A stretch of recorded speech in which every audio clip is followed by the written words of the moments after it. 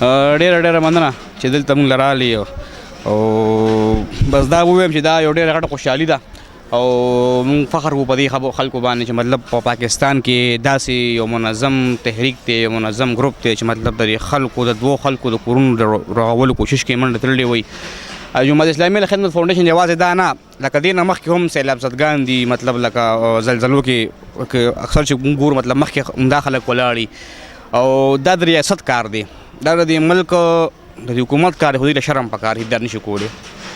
د ټول مشترکات دغه جماعت اسلامي ټول ته وایم ځکه چې نن سبا بچي غټ شي مطلب کاروبار روزګار نه واده په سبا نه کې ډېر ښایسته ملالۍ پیغلې ډېر ښایسته زلمي د غربت د غریبۍ د وجې د ډیپریشن شکار شي، د شکار شي مطلب راوړي که نه په دې خبرو باندې په نشو پیسو باندې راوړي، نو بیا د هغې کابو کول ډېر ګران شي. نو دا د سیاست کار دی، مطلب د ریاست کار دی چې مطلب دا وکړي. خو دا مونږ په دې باندې خوشحال یو چې مطلب دا کار صرف الخدمت فاونډیشن والا کوي، جماعت اسلامي والا کوي، نو مونږ په دې باندې خوشحال یو. ډېر شکریه ادا کوو چې مطلب دا دومره غټ پروګرام موږ له کابو کړی رالیو کو. ډېره مننه. بس خوشحال یو جی، ډېره مننه، ستاسو هم ډېره مننه، شکریه ادا کوو. مونږ له سامان کړی دی او د هغې دپاره هم شکریه. بل ډېر ښایسته روټۍ وشوه جي. بل دا چې کم یتیمانانو دپاره پروګرام شوی دی نو د هغې دپاره هم شکریه ادا کوم. نو چونکې خبره دا ده چې زمونږ غریبي دومره زیاته ده چې غریب سړی واده نشي کولی، بل غریب سړي دپاره واده کول هم نه دی پکار چې کار روزګار نه سم که نه. نو دا خو سنت دی نبي کریم صلی الله علیه وسلم، نو خامخا واده به کې، واده نه بغیر نه کېږي.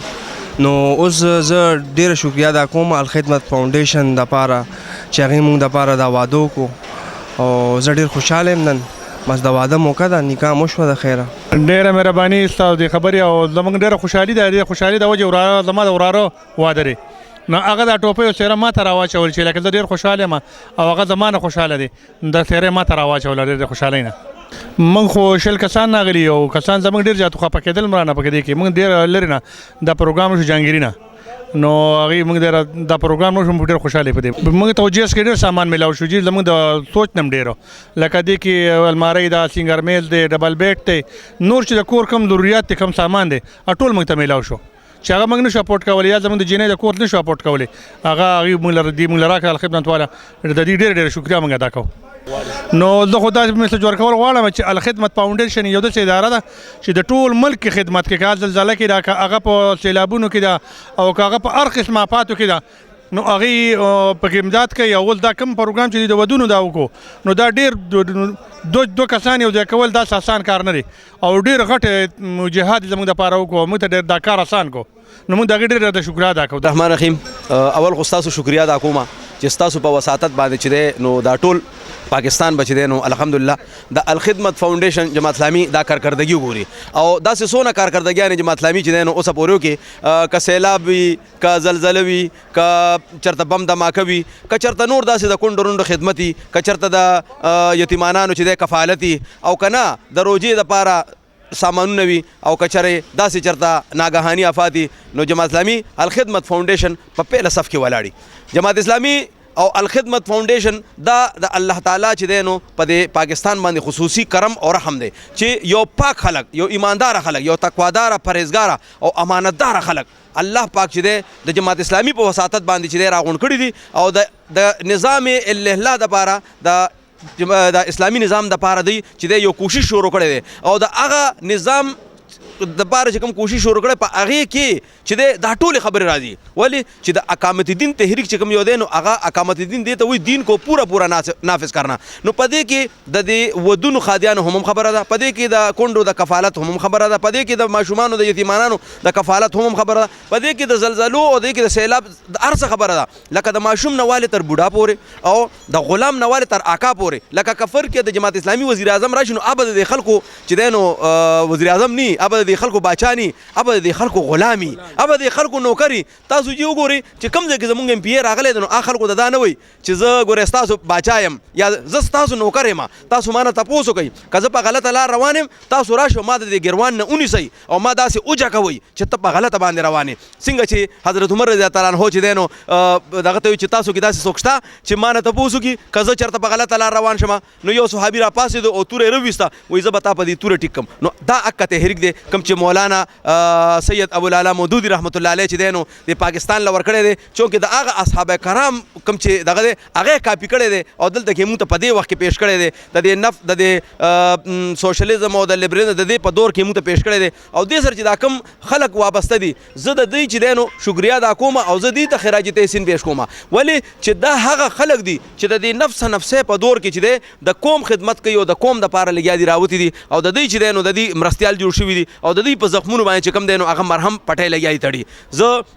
ستاسو په وساطت باندې د دې ستاسو د ټي په وساطت باندې زه دې ټول قوم ته وایم چې راپاسې د الخدمت فاونډیشن مرستیال شي دوی سره ملګرتیا وکړي راپاسې دوی له فنډونه ورکړي دوی له پیسې ورکړي چې دوی د قوم دا سیستم چې دی روان کی او که د زمونږ د خویندې لونه دا ګوري زمونږ دارونه ګوري موږ دوی ته دا وایو چې جماعت اسلامي له ووټ هم ورکوي یوازې دا نه دا ایمانداره خلک دي چې دوی دا ستاسو پیسې دا چې کومې دوی ته میلو شو دې باندې لګیا دي دوی خلکو له ودونه کوي د کونډو او رونډو له چې دی دا سامانونه ورکوي دوی له چې دی نو په رمضان کې او دوی له چې دی په زلزله کې په دې کې نو دا همغه خلک دی دا نور خلک نه دي دا کم ایم پی ای چې دی چې دغه د پاره ودري د ایم پی ای د پاره ودري دی لګي ستا په وینا کې لګي تعالی صفائی کوي دا همغه ایم پی ای د کم چې به مطلب یې وزیر اعظم جوړیږي وزیر اعلی جوړیږي دې ستا په دې سیلاب کې لګي ستا چې د سامانونه روباسي او تا دا کوي دا همغه کس دی چې کم به هلته کې وزیر داخله جوړیږي دې ستا په دې کور کې چې کم د زلزله راشي ستا بچي چې دی دغه نه روباسي د خور نه روباسي دا همغه خلک دي چې په روډ د پاسه ناستي ته پاره چانده غواړي نو چې کله په زړه کې درد وي او کله چې دی بیا داسې قسمه تربیت وشي د یو کس او بیا ته هغه بوځي بیا هغه ته په اسمبلی کې ودرې نو بیا به انشاءالله د دې اسمبلی په ایوانونو کې کخیري زلزلې راځي او انشاءالله دا قوم به چې دی کخیري د فخر نه سر اوچتوي څنګه چې زمونږ مشرانو دا فرمایلو پاکستان چې کوم دی دا د سرو زرو مرغۍ ده وایي دلته کې سپین دلته کې زر شته دلته چل دلته هنر شته دلته کان د زمردو دلته ډېر سنگي مرمر شته خو دلته قحط د سرپرستو د احتیاج دی صرف سرپرست پکار دی ایماندار پکار دی تکړه پکار دی د الله نه یریدو والا پکار دی او داسې پکار دی چې هغه بالکل د بل چا نه یریږي صرف د الله د وحدانیت قایلی او وایي چې زه به د الله دپاره د خلکو خدمت کوم او دې دپاره به راباسم نو جماعت اسلامي سره هغه خلک موجود دي انشاءالله زه یو ځل دې قوم ته بیا ویم تاسو اعتماد وکړئ ټول چا لرګو له موټ ورکو ستنو له موټ ورکو له موټ ورکو زه دا نه ویم خو دغه هم ټرای کړه یو ځل د جماعت اسلامي هم ټرای کوي د ایماندارو د پاک خلک هم ټرای کوي دوی تاسو له صرف پیسې نشي درکولی دا صرف غریب خلک دی دا صرف ایمانداره خلک دی ولې چې موږ په بیه ووټ نشو اخیستی ولې زموږ ضمیر دا موږ ملامته کوي موږ را روان چې کله که په بیه موږ ووټ والو نو موږ خو بیا چې دی نو بیا به څنګه دی له کار کوو زموږ زمین موږ ملامته کوي موږ دا شی نه کوو موږ تاسو ته د الله د رضا دپاره ودرېږو د الله د رضا دپاره موږ سره ملګري شي انشاءالله د الله د رضا دپاره به کخیري د دې پاکستان نه به کخیري موږ د سرو زرو مرغۍ جوړو او واحد انشاءالله واحد جماعت اسلامي دی چې پاکستان کې به انشاءالله مدینه ریاست قایموي کخیري او د رښتیو به قایمي دا ټوله دنیا به انشاءالله پاکستان ته د سوپر پاور په نظر ګوري خو که کله جماعت اسلامي پاکستان ته راله الله پاک هم خوشحاله آباد لره ډېره ډېره مننه څنګه تاسو ته به د چې نن د یتیمانانو د غریبانانو یو دیرز د جوړو ودونه او تاسو دا وګورئ چې نن سبا د دې مهنګایۍ په حالات کې او د دې بېروزګارۍ په حالات کې الخدمت فاونډیشن او جماعت اسلامي د فلاحي کارونو ته وګورئ نه د حکومت د جماعت اسلامي سره او د الخدمت فاونډیشن سره شته که تاسو په غزه کې وګورئ که تاسو د یتیمانانو کفالات وګورئ که تاسو دغه رنګې د غریبانانو د یتیمانانو ودونه وګورئ نو دا یو دیرش ودونه دا صرف په پېښور کې داسې په مردان کې په نوخار کې په ټول پاکستان کې دا سلسله جاري ساتي نو موږ د الخدمت ټول پاکستان ټول ټیم هم شکریا ادا کوو او د جماعت اسلامي د امیر حافظ نعیم الرحمن صاحب شکریا ادا کوو د صوبایي امیر عبدالواسع صاحب او خالد وقاص بھائی صوبایي صدر دې شکریا ادا کوو چې په دې کې نور هم وسعت راولي بېروزګاري ده مهنګایي ده غربت دی چې دې کې نور هم وسعت راولي او دا د یو دیرش په ځای را روان ځل اتیا او سلو ته ورسوي دې کې دوه شپېته څیزونه او هر هغه شی پکې و چې هغه د واده دپاره لازم و منظوم دی که هغه واشنګ مشین دی او که هغه بیډ دی او که صوفه ده او که هغه د لاس مشین دی او هر یو شی هغه ډینر سیټ دی واټر سیټ او ټول مکمل او کمې کپړې چې وي کم کالې مالې ارټیفیشل جوړ شوي هغه هر یو شی پکې و چې د یو میډل کلاس د واده د کورنۍ دپاره هغه څیزونه جوړیږي یاره زه خو تا ته ووایم زه خپله زه تا ته زما پکې ترې هسې تعلق دی او د بیکونو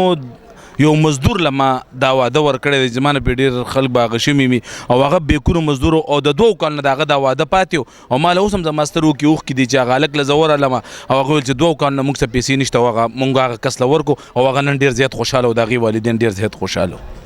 زه دې چې کومه زمونږ سرمایه‌دار طبقه ده چې کوم کارخانه‌دار دي او چې کوم بزنسمینان دي زه هغې ته خواست کوم چې د الخدمت اکټیویټي یا د الخدمت نوم د چا نه پټ نه دی. تاسو خپل زکات خیرات او خپلې پیسې د الخدمت په ترو باندې په دغه رنګې فلاحي کارونو کې صرف کړئ نو په معاشره کې به زه تاته څه وایم آسان واده